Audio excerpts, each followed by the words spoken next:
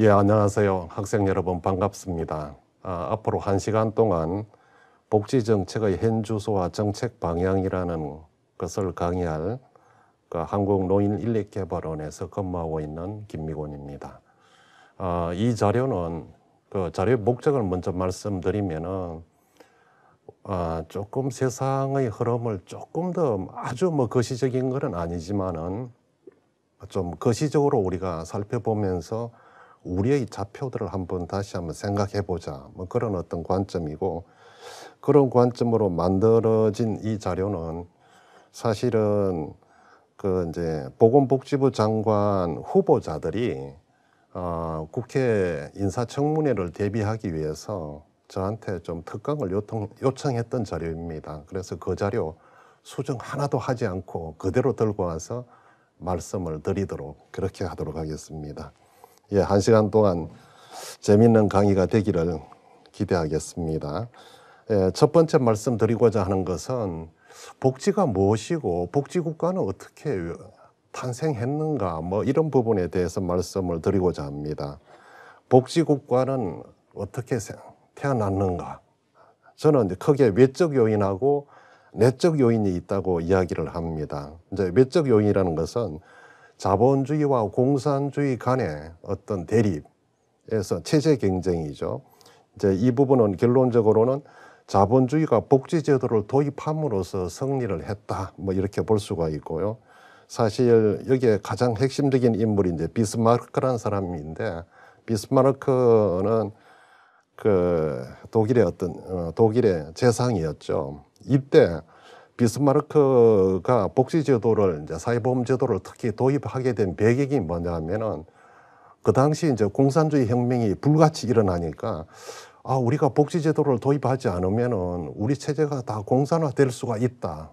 이런 어떤 두려움 때문에 1883년 질병보험법, 그 다음에 재보험법, 노령연금법 같은 경우는 1889년에 도입하게 됩니다. 여기서 우리가 한번 생각해 볼 포인트 중에 하나는 어떤 것이 있느냐면은 비스마르크가 이제 노령연금법, 우리나라로 치면은 이제 국민연금하고 같은 겁니다. 이때 연금급여 수급 연령을 65세로 했어요. 이게 오늘날 노인의 연령 기준으로 전 세계적으로 이용되고 있다라는 부분이고, 이때 독일의 기대 수명이라는 게 남자는 약 한 42세, 여자는 43세, 4세 정도 됐어요. 그때 65세를 연금 수급 연령으로 했다라는 부분이고, 우리나라의 경우에는 사실은 노인은 몇 세부터다라는 이런 건 없습니다. 여기는 실버 학과로 알고 있는데 노인의 기준이 65세다 이건 없어요. 있다면은 각종 사회보장 제도에 있어서 급여를 받을 수 있는 나이를 65세로 하고 있다. 이렇게 보시면 되겠습니다. 두 번째는 이제 내적 요인이라는 것은, 외적 요인은 일반적으로 교과서에서 인용하고 이야기하고 있는 부분인데, 내적 요인이라는 것은 사실은 별로 언급을 하고 있지 않아요. 그런데 이 부분은 제가 굳이 항상 말씀을 드리는 건데, 우리 사회는 민주주의와 자본주의 간에 항상 갈등을 보이고 있다. 왜냐하면은 민주주의는 1인 1표입니다.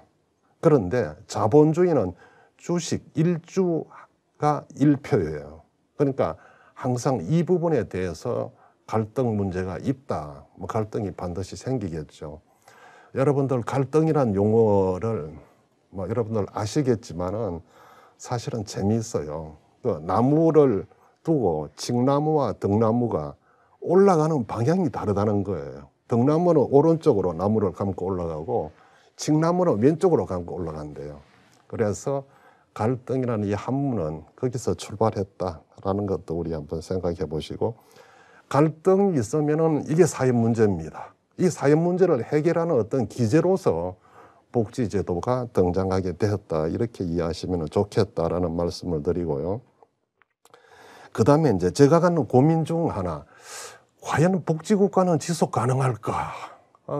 이 말이 무슨 생뚱맞은 소리냐 이렇게도 보실 수가 있겠지만은, 사실은 제가 이제 걱정하고 항상 고민하고 어떤 대안을 찾아야 될까 하는 부분이 여기에 있습니다.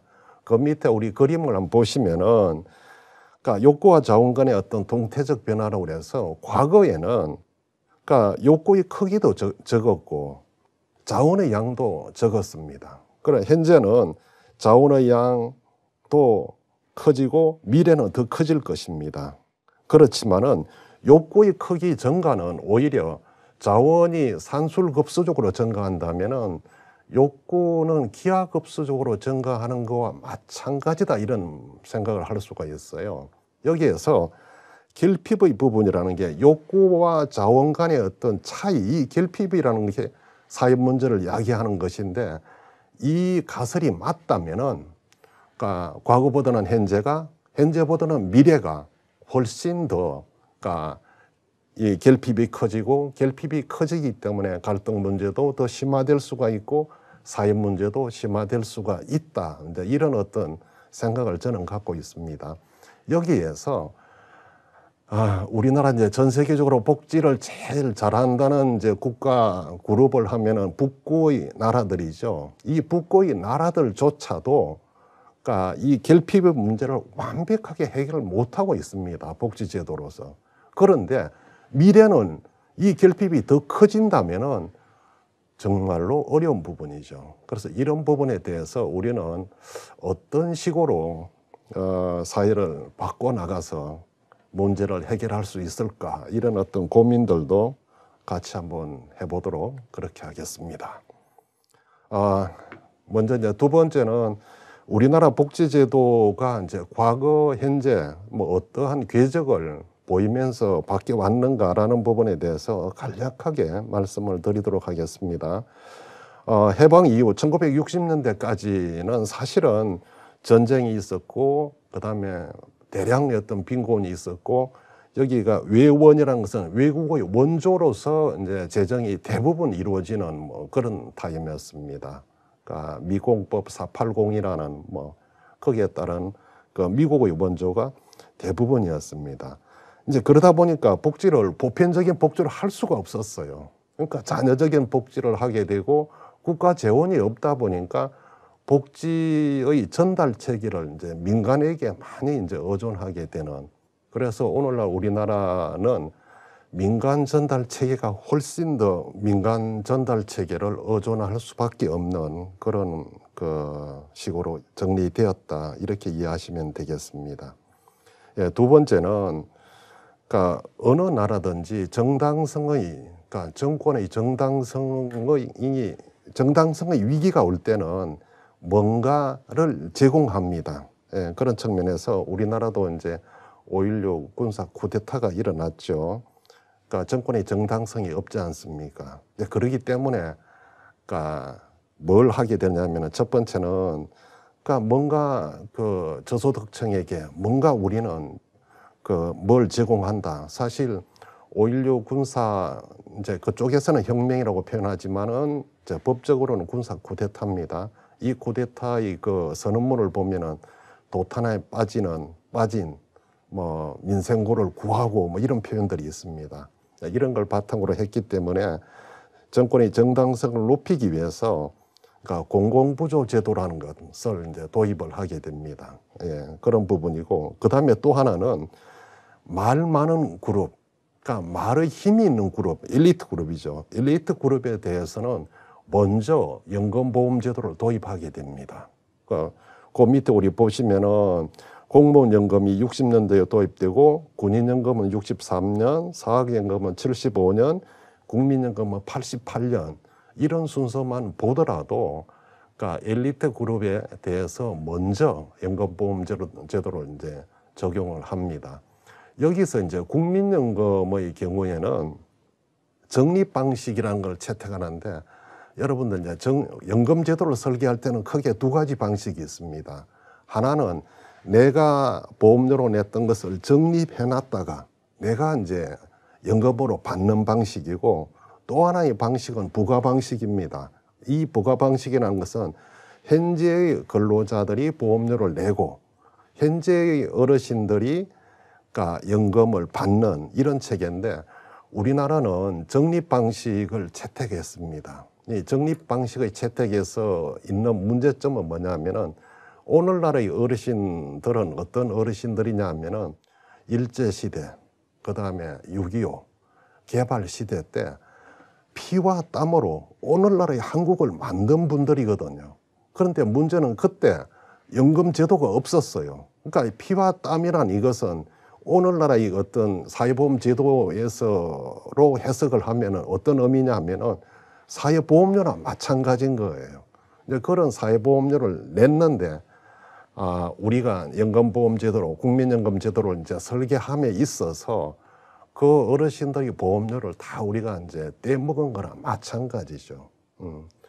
그리고 또 오늘날 어르신들은 한편 이제 이런 생각도 하셨을 것 같아요. 어떤 생각이냐면은 내가 애들을 잘 키우면은 내가 부모들에게 했던 것처럼 우리 애들을 잘 키우면은 우리 애들도 나를 부양, 복양하겠지라는 막연한 어떤 기대가 있었을 것이라고 저는 판단합니다. 그렇지만은 오늘날 젊은 세대가 어르신들을 부양하기는 매우 힘듭니다. 여기에서 가족으로부터 좀 뭐 배신이랄까 이런 부분이 한번 있었어요.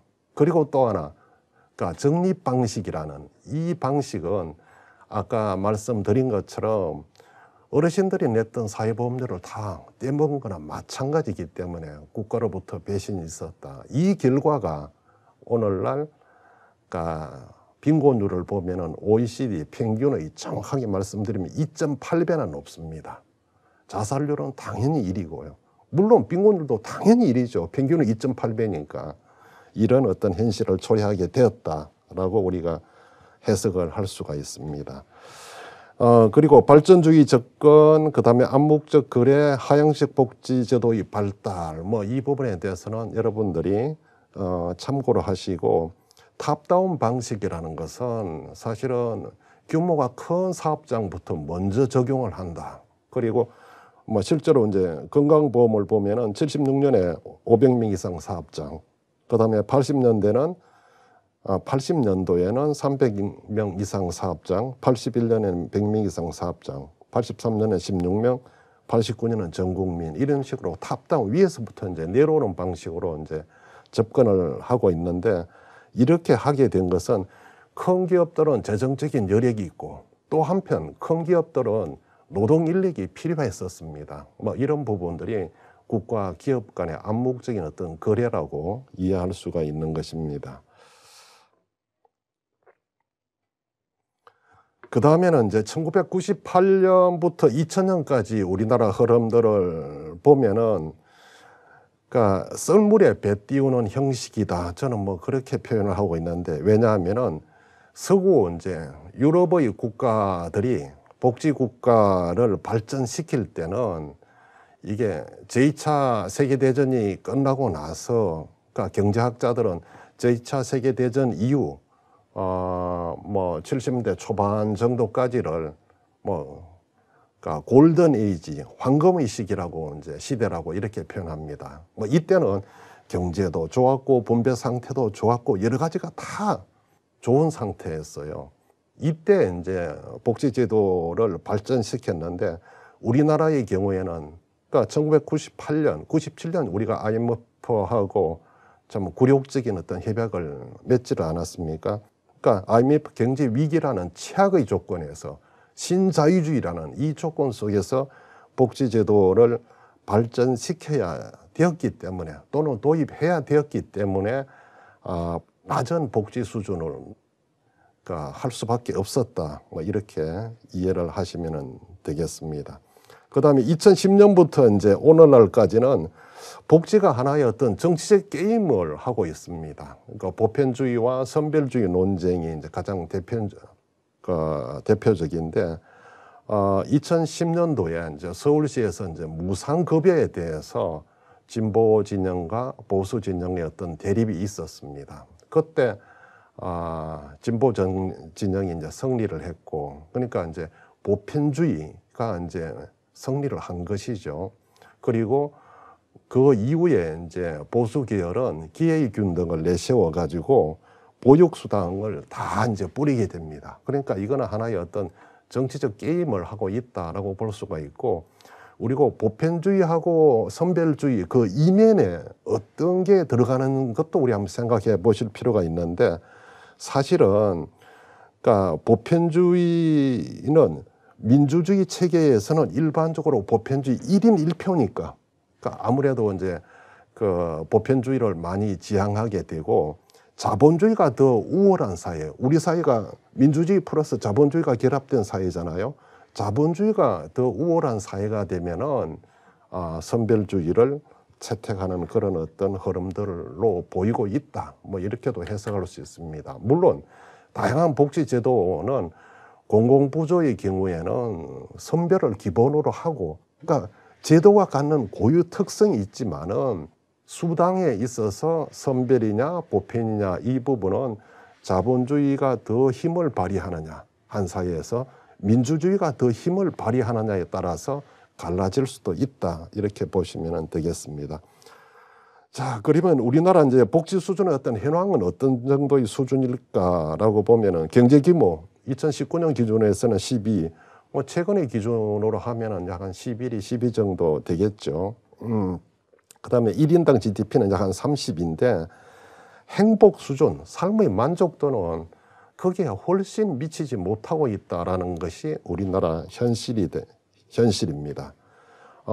여기 이제 그리면은 우리나라 행복 수준에 대해서 나와 있는데, 행복 수준은 약 한 54위 정도로 보이는 것으로 그렇게 파악되고 있습니다.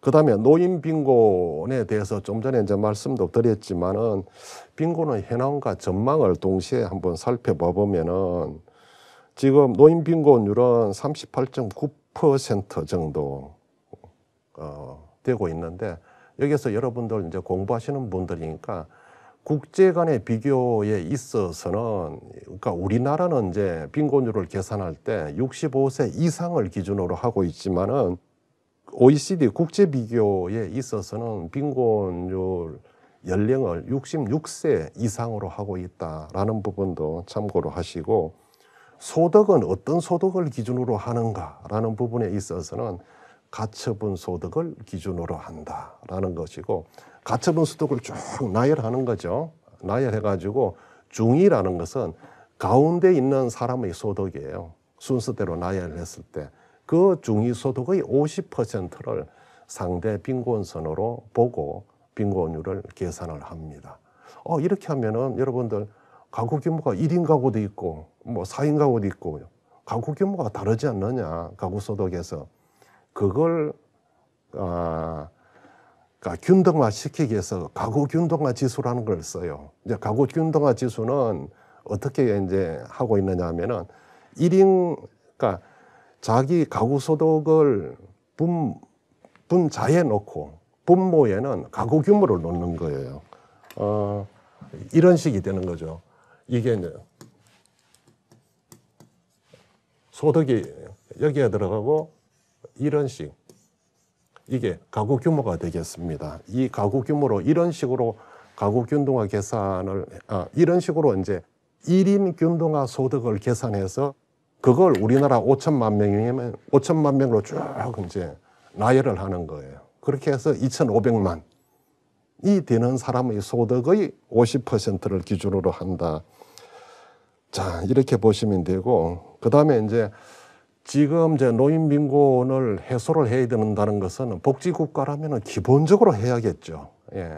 그런데 현 제도, 지금은 이제 기초연금 30만 원, 이번에 이제 윤석열 정부의 공약에서는 10만 원 더 플러스해서 40만 원까지 지원한다고 합니다. 좌우간 현 제도가 그대로 유지될 시에 노인 일자리는 27만 원 지금 지급하고 있고요. 이래서 연금제도의 성숙에 따라서 2048년까지는 노인 빈곤율이 점진적으로 이제 개선이 된다. 여기에서 기초연금 10만 원을 더 얹으면은 또 효과가 더 배가가 되겠죠. 네, 그래서 감소하는데, 이 감소가 계속 감소하는 게 아니라 조금 길게 추계를 해보면은 감소하다가 다시 약간씩 증가하는 그림으로 보이고 있다. 그렇게 이해를 하시면 되겠습니다. 그 다음에 위에 있는 설명과 요 38.9%와 여기에서 요것의 차이점이라는 것은 아까 연령이 65세이냐, 그 다음에 66세냐, 이 OECD 비교에서는 66세 이상이죠. 이래서 오는 어떤 차이이고 연도에서도 차이가 있기 때문에 이렇게 나타납니다라고 이해를 해주세요. 그 다음에는 이제 빈곤율이 이제 높게 어느 사회든지 시장 상태에서의 빈곤율은 높습니다. 이제 이 높으면은 국가라는 것은 특히 복지 국가라는 것은 세금을 그러니까 돈 많은 사람으로부터 세금을 받아서 돈 없는 사람에게 그러니까 이전 지출을 이전 소득을 제공을 합니다. 이제 그렇게 하면은 그러니까 빈곤율이 좀 떨어지겠죠. 그래서 복지국가의 역할이 이제 큰가 적은가라는 것을 이제 비교할 때는 시장 상태의 빈곤율과 그러니까 가처분 소득 상태의 빈곤율, 가처분 소득이라는 것은 시장 소득에서 국가가 세금을 떼고 그다음에 이전 지출을 하고 이 결과로 나타난 소득과의 차이를 보는 겁니다. 그런데 우리나라의 경우에는 그러니까 공적 이전 등의 이런 부분들이 국가 역할이 상대적으로 매우 이제 미흡하다. 그러니까 노인 빈곤율 감소 효과를 보면은 프랑스의 경우에는 거의 이 정도 80%를 넘기는데 우리나라는 이 정도밖에 안 되는 아주 18% 정도밖에 안 되는 걸로 나타나네요. 그래서 매우 열악한 상태를 보이고 있다.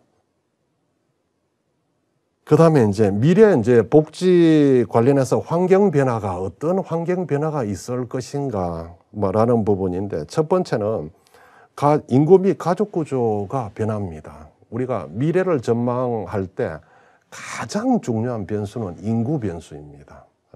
이런 부분들은 많은 학자들이 이야기하고 있는 부분이고 여기에서 이제 저출산 부분은 사실은 금년의 경우에는 작년에 0.81명이었습니다. 합계 출산율이. 금년에는 0.80 이하로 떨어질 가능성도 있다라는 것이고, 그러니까 인구학자 이제 볼펑 루처라는 사람은 뭐라고 하면은 저출산의 덕이라는 것을 설명하면서 출산율이라는 것은 가임 여성의 인구수하고 청년 세대의 이상 자녀수, 그 다음에 미래 기대 소득, 이게 인구학적인 요인, 문화적인 요인, 경제학적인 요인으로 결정된다고 그러는데 여러분들 한번 생각해 보시면은 가임 여성의 인구수라든지 지금 줄고 있지 않습니까?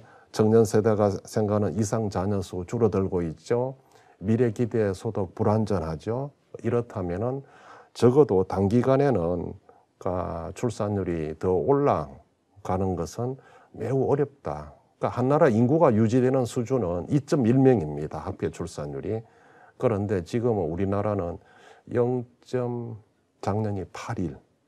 그러니까 세계 인구학회에서 대한민국이 있을 수 없는 학문적으로 이론적으로 현실적으로 있을 수 없는 두 가지 현상을 보이고 있대요. 뭐냐면 하나는 정상적인 국가라면 합계 출산율이 1 미만으로 떨어지지 않는다라는 것인데 우리나라 1 미만으로 떨어져 있습니다. 그리고 기대 수명이 의료기술이 발전하지만은 한 나라의 기대 수명이 90세를 넘기는 것은 매우 힘든다라고 했는데 한 4년 전에 WHO에서 발표한 자료에 의하면은 2030년에 우리나라 여성분들의 기대 수명은 90세를 넘기는 걸로 세계 첫 번째로 넘기는 걸로 이렇게 발표가 되고 있습니다. 자, 이제 고령화를 보면은 2000년에는 이제 고령화 사회에 노인구 7%를 고령화 사회라고 그럽니다. 그 다음에 14%를 고령 사회라고 그래요. 그 다음에 20%를 초고령 사회라고 그러는데 이게 7 가다가 갑자기 21이 아니라 20이죠. 20%를 초고령 사회. 그러니까 25년에 우리나라는 그렇게 도달하게 되고 25년에는 노인 인구수가 1000만 명을 이제 넘기는 그런 해가 되겠습니다. 가족 구조의 변화는 좀 참고로 하시고 다양한 가족들이 이제 나타날 수가 있다 이런 부분인데 제가 한 5년 전에 국회에 가서 여러 교수님들 상대로 오늘처럼 이렇게 특강을 하는 자리에서 다양 가족 구조의 출현 뭐 이런 부분에 아마 이제 미래에는 인간과 인공지능 하고도 이제 결혼을 하는 그런 세대가 올 수도 있다. 이렇게 했더니 어떤 교수님이 뭐라고 말씀하시냐면은 자기는 그럴 가능성이 거의 없다고 본다. 왜? 인공지능이 미쳤다고 그 옹졸한 인간하고 결혼하겠습니까? 뭐 이런 어떤 이야기를 해서 재미난 토론을 한 적이 있었습니다. 자관 다양한 가족이 나타나겠죠. 그 다음에 4차 산업혁명 부분인데 이제 기술의 발전이 노동 수요를 증가시키는가 감소시키는가 많은 논쟁들이 있었습니다. 그동안에 이제 몇 차례 산업혁명은 다 노동 수요를 늘렸다. 그러니까 4차 산업혁명에서도 일자리가 늘어날 것이다 라고 주장하는 사람이 있는가 하면은 반대로 4차 산업혁명은 특성이 다르기 때문에 일자리를 줄일 것이다.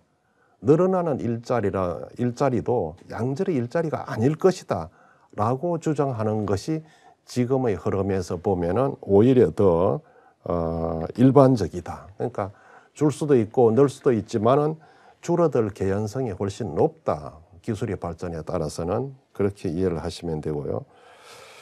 그 다음에는 이제 요게 이제 설사 늘어나더라도 플랫폼 노동이라든지 불안정, 비정규직 노동자, 그러니까 프레카리아트라고 우리 이야기를 하죠. 이런 사람들이 증가를 하게 된다라는 것이고. 자, 이리 되면은 이제 사회적인 지속 가능성이라는 측면에서 우리가 미래 사회 한번 생각해 보면은 저는 조금 힘들다라고 이제 하는 게 조금 더 구체적으로 보면은 불평등은 계속 증가하고 있습니다. 여기에 있는 부분이 가장 대표적인 이제 미국의 사례인데 우리는 전 세계적으로 그림이 비슷해요. 보면은 제2차 세계대전 전에는 1929년 이럴 때는 불평등도가 매우 높았습니다. 뭐 이 그림은 참고로 이야기하면은 상위 5%가 점유하고 있는 점유 비율이에요. 점유 비율이 매우 이제 높았는데 한 사회가 불평등이 심화가 되면은 뭔가의 어떤 문제가 일어납니다. 그게 저는 이제 대공황으로 이어졌다라고 그렇게 보고 있습니다. 그리고 제2차 세계대전이 끝나고 나서는 여기 보시면은 불평등도가 매우 낮아요. 그러니까 5% 상위 소득 5%가 점유하고 있는 소득 비율이 매우 낮아요. 평등한 사회였죠. 예, 평등한 사회였고, 그 다음에 이때는 한편 소득세율은 미국 같은 경우에는 90%가 넘었습니다. 최고 소득세율이. 이때 이제 경제적으로 골든 에이지라고 설명을 하면 우리 대부분 사람들은 이렇게 생각합니다. 그때 경제 상태가 매우 좋았다면은 기업이 일하기 좋은 어떤 세금이 매우 낮았겠지 이렇게 생각하는데 전혀 아니에요. 그 당시는 그러니까 법인세, 소득세 이런 거는 매우 높았고 경제 성장률은 매우 좋았고 소득 분배 상태는 매우 이분한 평등한 이런 사회였는데 요 정도 이제 1970년도 후반부터 이제 신자유주의가 이제 등장하지 않습니까? 그러면서 그 이후로 다시 이제 그 불평등 상태는 높아지는데 이러한 그림들은 대부분의 세계에서 거의 동일하게 나타나고 있습니다. 시간이 있다면은 왜 1970년대 이렇게 바뀌었나 이렇게 말씀드릴 수가 있는데 자료 관계상 여러분들이 한번 생각해 보시고요. 그 다음에 이제 불평등하고 이제 사회적 지속 가능성. 그러니까 사회적 지속 가능성이라는 게 출산율하고 자살률이 가장 대표적이겠죠. 그래서 이 첫 번째 그림을 보시면은 지니 계수라는 게 불평등을 나타내는 계수라는 것은 여러분들 아실 것이고요. 지니 계수하고 자살률은 거의 아주 동일한 그림 형태를 보입니다. 그러니까 불평등이 높아지면 자살률이 높아지고 이런 어떤 그림이죠. 그런데 반대로 그러니까 합계 출산율하고는 완전히 반대 그림을 보이고 있어요. 이게 우리나라 최근의 연도까지 더 확장해도 동일한 그림이 나타나고 있습니다. 이 그림에서도 우리가 여러 가지 우리한테 주는 시사점이 많이 있다. 라고 우리는 볼 수가 있습니다. 자살률 추이는 참고하시고요. 그 다음에 그 연도별 자살률 추이에 대한 국제 비교를 보면은 한국이 옛날에는 그렇게 높지를 않았었어요. 이제 그런데 이 우리나라가 지금은 현재 제일 높은 상태에 있지 않습니까? 이 그림을 보면은 적어도 IMF 이전에는 그러니까 우리가 OECD 평균 이하 정도 되는 그런 어떤 상태를 보이고 있다가 경제 위기가 오면서 여기 보십시오. 97년 경제 위기가 오면서 급격하게 증가하고 그 다음에 또 우리나라 2008년 그 서브프라임 모기지 뭐 이런 국제적인 경제 위기를 한번 겪었지 않습니까? 이때 또 증가하고 이런 식의 어떤 그림들을 보이고 있다. 그래서 결과적으로는 지금 제일 높은 상태에 있다라는 것이고요. 그 다음에 사회 이동성이라는 게 사실은 과거에 이제 개천에서 용이 날 수가 있다. 지금 현재는 열악하지만은 내가 열심히 노력하면은 더 나은 삶이 이제 될 수가 있어야 되는데 사회 이동성에 대한 그 가능성이 점점점 우리나라는 떨어지고 있다. 이 부분도 상당히 심각한 문제다 뭐라고 판단하고 있습니다. 그 다음에 네 번째는 이제 경제 성장 동력도 약화되고 있다. 이거는 뭐 여러분들 뭐 다 아실 거예요. 그러니까 한 정부 5년 단위로 잠재 성장률이 1% 떨어진다. 라고 많은 전문가들이 이야기하고 있습니다. 그리고 우리나라는 2030년대 후반에는 잠재 성장률이 1%대로 진입할 것이다. 경제 성장이 잘 돼야만이 사실은 일자리가 많이 생기는 건 맞아요. 예. 그런 측면에서도 우리가 좀 고민해야 될 부분도 많다라는 것이고요. 그 다음에 이제 경제 성장이 되면은 과거에는 낙수 효과가 있어요. 경제 성장이 되면은 빈곤율이 줄어든다든지 분배 상태도 이제 고르게 된다든지 이렇게 우리나라가 되었는데 우리나라는 1993년 이후 이런 낙수 효과가 완전히 사라졌어요. 93년 이후에는 경제 성장이 돼도 빈곤율이 줄어들지 않는, 그러니까 제가 예전에 저는 그런 연구를 해본 적이 있었습니다. 어떤 연구냐 하면은 두 시점 간에 경제 성장이 되면은 이게 델타 이제 Y, 그러니까 늘어나는 이제 성장의 목이 있잖아요. 이 목을 빈곤층과 비빈곤층이 누가 가지고 가는지 이걸 한번 계산을 해봤더니 우리나라는 빈곤층은 자기 목을 하나도 못 가져간다라는 결과가 나와서 2005년 1월 달인가 언제 그 한겨레 신문 일면 탑에 이게 언급된 적이 있었습니다. 예. 그리고 나머지 부분은 우리 그 참고로 하시면서 공부를 해보십시오. 그 다음에 이제 일선에서 이런 이야기 사회에서 많습니다. 그 복지 지출이 늘어나면은 경제 성장에 도움이 되는 건가? 라는 부분인데 결론적으로만 말씀드리면은 최근의 연구일수록 그 다음에 고급 분석 방법을 사용하는 연구일수록 복지 지출의 증가가 경제 성장에 도움이 된다라는 쪽으로 더 많이 모여지고 있다라고 이해를 하시면 되겠습니다.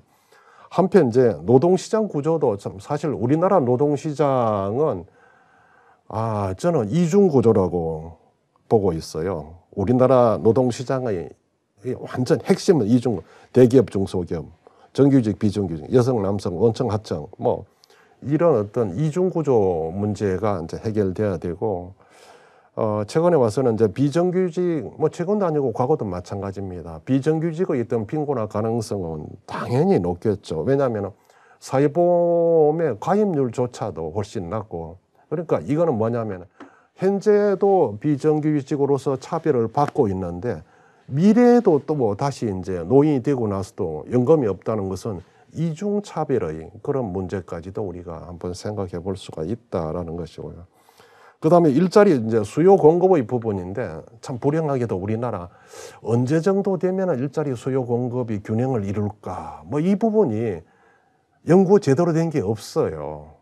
없는데 제가 뭐 아주 낮은 차원에서 제가 전문가가 뭐 추계 전문가가 아니라서 낮은 차원에서 추계를 해보면은 적어도 2020년도 후반까지는 일자리 부족 현상이 지속될 수도 있다. 뭐 이렇게 나옵니다.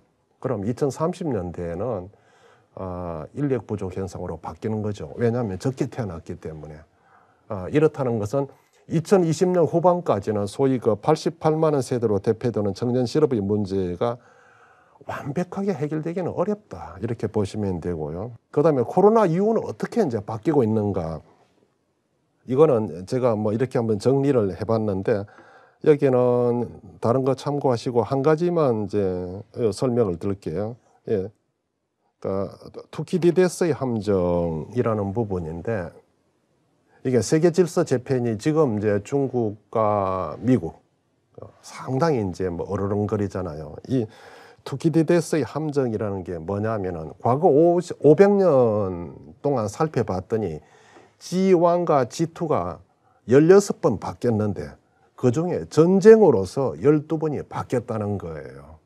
이걸 이제 나타나면 근데 사실 이제 미국의 전략이라는 것을 보면은 참 어떤 나라가 자기 나라 국내가 약 한 70% 가까이 도달하면은 여러 가지 어떤 방식으로 그 나라를 무너뜨립니다. 사실 소련도 초기에 이제 뭐 다른 의미로 그렇게 경쟁을 통해서 무너졌고, 그 다음에 일본도 그렇게 가까이 가다가 또 무너지고, 최근에 와서 중국이 이제 또 부상하니까 또 이제 뭔가 뭐 이런 하는 부분, 이런 부분들이 참 우리가 외교 부분에서 우리가 정신을 똑바로 차려야 되는 그런 부분이다라고 이해하시면 되고요. 그 다음에 코로나에 따라서 재난은 항상 불평등합니다. 그 뭐냐면은 스페인 독감 1918년에 있었는데 이 스페인 독감에서도 그러니까 잘 사는 미국과 유럽의 사망률하고 인도의 사망률은 완전히 확연하게 차이가 있다라는 부분이고, 실제 우리나라도 IMF 경제 위기 때 그러니까 취약계층이 고통을 가장 먼저 받고 가장 깊게 받고 늦게까지 고통을 받은 어떤 그런 경험들이 있었다라는 것이고, 그럼 어떻게 바꿔야 되는가 뭐라는 부분이죠. 이 부분에 있어서는 저는 이제 지속가능 복지국가 모델을 구축해야 된다. 그동안에 우리나라는 보면은 성장지상주의, 황금만능주의, 물신주의 이렇게 표현은 경제 성장에만 이제 집중해 왔는데, 여기에서 사회적으로도 환경적으로도 경제적으로도 지속 가능한 성장이 될 수 있는 그런 모델을 구축해야 된다라는 부분이고, 이제 그 중에 하나가 저는 이제 황금 사각형 모델로 가자 뭐 이런 어떤 이제 주장들을 합니다. 유럽에서 나왔던 황금 삼각형 모델, 이건 노동 쪽에 국한된 거라면은 이거보다 훨씬 더 범위를 이제 넓혀가지고, 그러니까 교육, 경제 이런 거죠.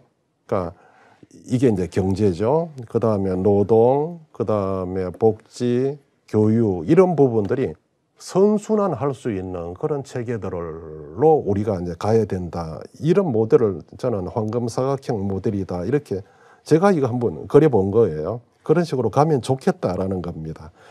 그 다음에 이제 저비용사회라는 부분인데, 이 개념이 좀 쉽지는 않아요. 아니, 쉬운 개념인데 사람들이 잘 이해를 못하고 있는데, 어떤 거냐면은 쉽게 설명해서 우리가 생각하는 이제 이상 사회가 어떤 것인가, 좋은 사회라는 게, 저는 이제 병이 아주 많고 환자가 아주 많고 유능한 의사가 많은 사회가 바람직한 사회가 아니라고 봐요. 그러니까 병이 적고 적정 의사가 있는 사회가 아름다운 사회다. 그 사회를 위해서 우리는 이제 나아가야 된다라는 어떤 이제 주장인데, 우리나라 이제 많은 학자들이나 이제 정치가들이 이런 주장을 합니다. 우리나라는 이제 저부담, 세금 같은 걸 적게 내기 때문에 복지 수준이 낮은 저부담, 저복지 국가라고 분류를 하면서 우리도 중부담, 중복지 국가로 가자. 아니면은 더 급진적으로 많이 내고 많이 받는 고부담, 고복지로 가자. 이제 이런 주장을 하는데, 저는 이제 그렇게 가서는 우리나라는 답이 안 나온다 이렇게 봅니다. 왜냐하면은 우리나라 이제 복지 지출 수준이라는 게 OECD 평균의 한 60% 정도밖에 안 됩니다. 겨우 60% 되는데 향후 5년 동안 이걸 2배 정도로 늘려서 OECD 평균으로 간다. 평균 가면 중복지 정도 또는 고복지, 중복지는 되겠죠. 평균이니까. 근데 단기적으로 그렇게 갈 수가 없어요. 재원이라는 게. 그래서 이제 어떤 생각을 하냐면은 부담, 복지 수준 이 두 축의 모델에서 부담하고 복지 수준 두 축의 모델에서 사회 시스템이라는 한 축을 더 넣어가지고 저비용 사회라면은 그러니까 저비용 사회가 토대가 되고 저부담이 될지라도 중복지 수준이 될 수도 있는 그런 그림들을 그려 나가자. 예를 든다면 이런 겁니다. 뭐냐면은 뒤에도 이제 뒤에 보면은 이게 실제로 자료가 있는데 미국 그러니까 저비용 사회 의료비를 가지고 예를 한번 들어보면은 GDP 대비 의료비 미국은 이게 17.1%예요. 우리나라는 7.3%입니다. 그렇지만 미국의 의료 수준이 우리나라보다 좋은 거 아니에요. 여러분들 다 아시다시피 옛날에 시코라는 영화도 이제 보셨을 것이고 미국, 우리나라, 한국 이제 교민들이 뭐 중요한 수술이라든지 이런 게 있으면 오히려 한국에 와서 받는 이유 여러 가지 제가 설명 안 드려도 알 겁니다. 그렇지만 돈은 훨씬 더 많이 들어가요. 이런 측면에서 우리가 사회적으로 고비용을 야기하는 부분들을 정리를 해서 저비용 사회로 가면 그게 가능한데 저비용 사회로 할 수 있는 여러 가지 요인들이 많아요. 사보험도 그렇고 사교육도 그렇고 주거비 이런 부분들에 대해서 우리가 사회적으로 적은 비용으로 도달할 수 있는 사회보험 같은 경우 예를 들면 이거 몇 년 전에 통계지만은 가구당 평균 생명보험하고 그 생명보험의 이쪽에 또 생명보험하고 자관 이게 뭐죠? 그쪽에 내가 아팠을 때 돈을 뭐 받기도 하는 이쪽에 돈은 내는 평균이 4만 원 정도. 그 당시 우리나라가 건강보험은 가구당 한 13만, 14만 원 정도 이제 그리 내는데 사실 건강보험 제도가 이제 빵빵하다면은 굳이 우리가 사회보험에 할 필요도 없잖아요. 예전에 이제 진보 쪽에서 이야기했던 부분이 건강보험 하나로 운동 1인당 10,000원만 더 내면은 건강보험 보장률 거의 100% 도달한다. 뭐 최근에 와서 그렇다면은 최근에 좀 여러 가지 바뀌었으니까 1인당 한 2만 원만 더 내면은 건강보험 보장률 90% 이상 우리가 도달 가능하거든요. 그런데 우리 평균 가구 원수가 한 2.5명 되니까 가구당 5만 원 더 내면 되는 건데 지금 가구당 생명보험하고 그쪽 보험에 내는 돈이 약 한 40몇만 원 낸다. 이거는 완전 고비용 사회잖아요. 네, 그런 부분들을 바꾸어 나가자 말하는 그런 부분. 그러면 어떻게 이제 바꾸어 나갈 것인가라는 부분들. 그래서 이제 기본 방향에서 이제 복지 정책의 경우에는 저는 이제 복지 정책은 분배 정의 실현을 통한 희망 있는 세상 만들기라고 저는 보고 있어요. 예, 그런 식으로 가야 되는데 복지 정책에는 우리가 아까 기대 수명하고 복지 정책이라는 것은 행복 수명을 거의 이제 덩치화시키는 일련의 공적 행위가 이제 복지 정책이라고 보면 돼요. 이야기는 그러니까 행복하게 그러니까 죽을 때까지 거의 행복한 삶을 유지해 주도록 하자라는 부분인 거죠. 그다음에 보건 정책이라는 것은 한편 기대 수명하고 건강 수명, 그러니까 죽을 때까지 건강한 상태로서 살다가 죽자 이런 것이죠. 그런 거죠. 그래서 저는 개인적으로는 기대 수명 이퀄, 행복 수명 이퀄, 건강 수명 이퀄, 영구 수명, 죽을 때까지 연구할 수 있는 뭐 그런 어떤 삶을 살고자 그렇게 생각합니다. 그다음에 이제 인구 정책, 이게 보건복지 정책은 크게 보면은 이제 복지, 보건, 인구기 때문에 이렇게 구분했어요. 이제 인구 정책의 부분에 있어서는 저는 뭐 투출액으로 접근할 수밖에 없다. 이제 한편으로 이제 저출사 이게 고령 인구 구조가 급격하게 변화하면은 우리 사회가 따라가지 못하는 문제가 있어요. 일부에서는 우리나라 인구가 너무 많기 때문에 삼천리 금수강산에 3천만 명 어떠냐 이런 이야기도 할 수가 있지만 변화가 너무 빠르면 적응을 못하는 겁니다. 그래서 이게 저출생, 그러니까 출생률은 조금 높이는 방향으로 우리가 삶의 질 개선을 통해서 그렇게 나아가야 되고, 한편 그렇게 하더라도 우리가 2.1 이상으로 뭐 간다, 매우 힘든 현실이에요. 그래서 좀 합계 출산율 단계별 우리 사회가 어떻게 살아갈 수 있는가라는 어떤 이런 어떤 그림들을 그려야 될 것이라고 판단하고 있습니다. 저는 개인적으로는 이민도 우리가 이제 적극적으로 이제 검토할 수밖에 없다. 인구가 줄어들면은 모든 것이 문제가 됩니다.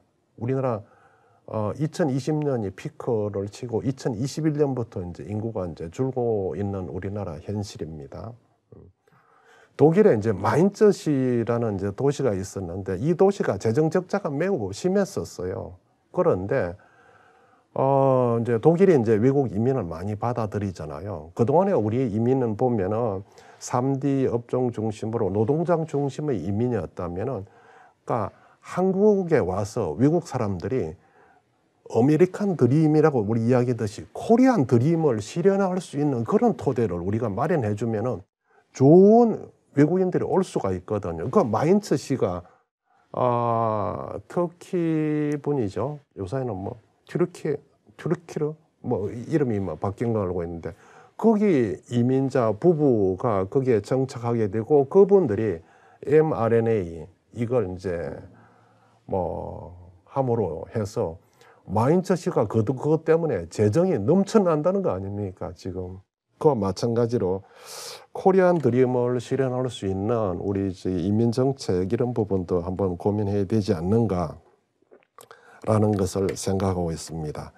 그럼 어떤 방식으로 접근할래라는 게 이제 추진 전략이죠.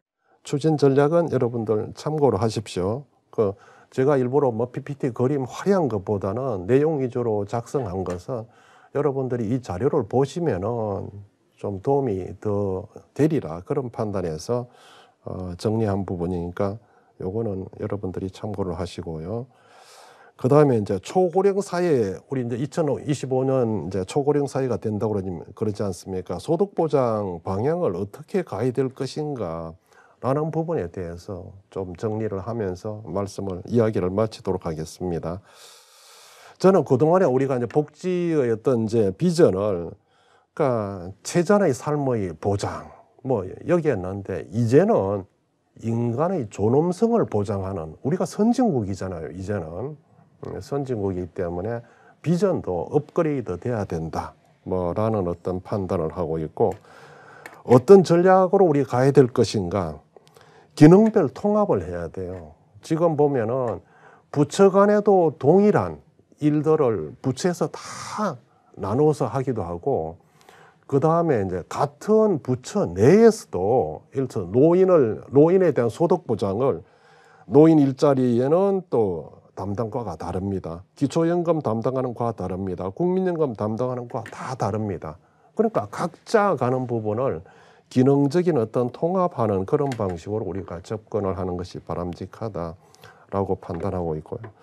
그 다음에 이제 소득보장 체계는 지금 우리나라는, 그러니까 복지제도라는 게 크게 이제 사회보험이라는 게 있고, 그 다음에 공공부조가 있고, 수당이라는 게 있습니다. 수당 또는 이제 사회복지 서비스라는 요 세 가지로 이제 크게 그룹핑을 하는데, 우리나라는 그동안에 사회보험 공공부조 중심이었어요.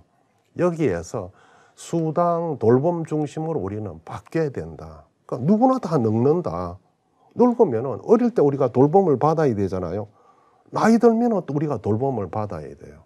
지금 이제 일자리 창출하지만은 민간에서 일자리 창출 여력이 가면 갈수록 떨어집니다. 자, 이 상태에서 청년 일자리 이제 등등 감안하면은 양질의 일자리를 우리가 많이 개발해야 되는데, 그 중에 일자리 중에 저는 돌봄 일자리 부분이 매우 중요한 어떤 돌파구가 될 것이다, 그렇게 판단하고 있습니다.